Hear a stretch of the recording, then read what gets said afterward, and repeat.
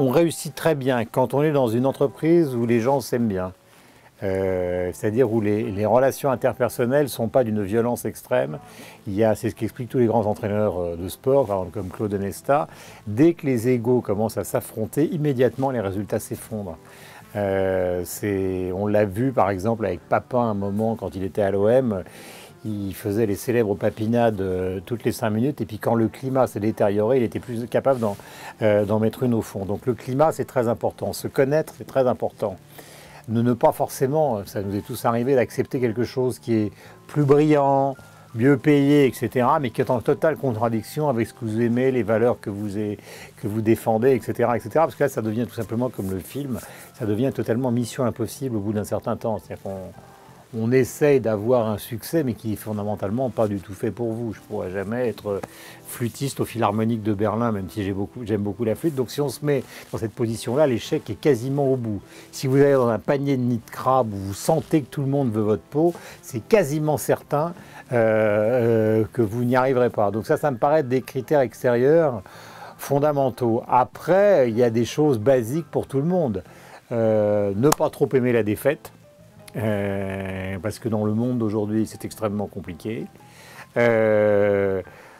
Et accepter quand même une certaine forme d'hygiène de vie, quel que soit l'âge, parce qu'on va être amené de plus en plus. Par exemple, moi, l'année dernière, j'ai fait matinale le lundi, matinale le mardi, Congo le mercredi, Congo le jeudi, et je suis revenu pour faire la matinale du vendredi. C'était dingue, j'ai eu des palpitations, je me suis senti mal. Donc là aussi, il faut faire attention à ce qu'on fait. On ne peut pas passer son temps, et les entreprises sont de plus en plus mondialisées, à faire Singapour, Hong Kong, Sydney, etc. Donc il y a une nécessité dans les grandes entreprises de faire attention à ça. Et je pense aussi que le fait, alors je ne parlerai pas de la vie de famille parce que ça me paraît trop personnel, chacun fait ce qu'il veut dans ce domaine et j'ai rien à dire.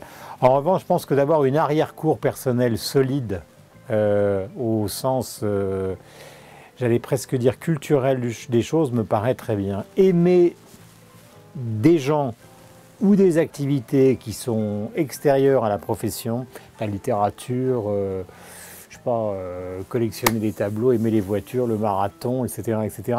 C'est un bon moyen de se ressourcer. Si vous vous ressourcez dans le seul repos qui est « je m'arrête » et que vous n'y prenez pas un plaisir, ça devient très difficile de redémarrer le lundi. Donc pas de mission impossible, pas de panier de crabe, une bonne hygiène de vie, avoir une autre vie que celle pour laquelle on vous paye, qui vous permet d'équilibrer et de relativiser les échecs quand ils vous tombent sur le dos. Et puis après, il faut quand même avoir, je le disais, un goût du résultat et forcément un certain goût de l'aventure.